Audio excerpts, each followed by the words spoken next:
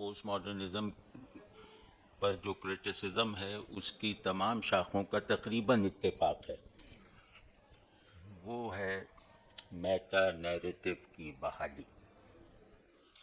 Meta narrative سمجھتے ہیں نا؟ میٹا نیریٹو ایک پرنسپل ڈیفینیشن کو کہتے ہیں جس سے چیزیں جو بکھری ہوئی نظر آ رہی ہیں یہ ڈیفائن ہو جائیں، یعنی واحد ڈیفینیشن سے کثیر چیزیں ڈیفائن ہو جائیں، اس کو میٹا نیریٹو کہتے ہیں۔ اور میٹا نیریٹو کے بارے میں پوسٹ ماڈرنزم نے یہ دجل جو پھیلایا ہے کہ پرماننس میٹا نیریٹو کی لازمی ضرورت ہے، ایسا نہیں ہے۔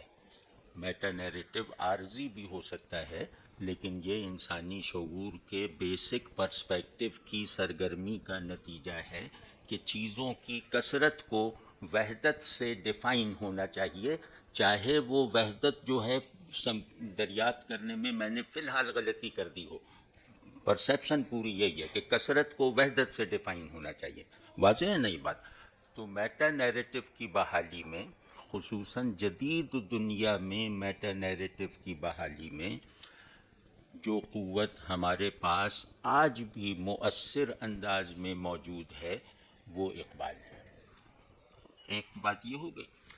دوسری بات یہ ہے کہ کیونکہ پوسٹ ماڈرنزم نے کرائسس آف ڈیفینیشنز پیدا کر دیا، جدیدیت نے کرائسس آف آئیڈینٹی پیدا کیا تھا، ماں بعد جدیدیت نے کرائسس آف ڈیفینیشن پیدا کر دیا جو بہت ہی گہرا ہے۔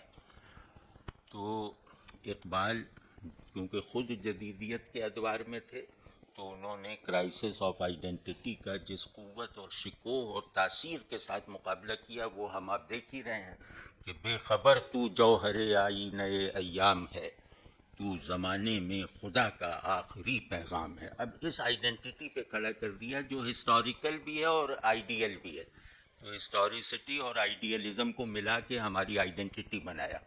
تو عین اسی قوت سے وہ اس کرائسس آف ڈیفینیشن سے بھی ہمیں نکال سکتے ہیں، کیونکہ ہماری آئیڈینٹی ہماری ڈیفینیشن کو جنریٹ کرنے والی قوت ہے، اور یہ بات ہمیں اقبال نے سجائی ہے۔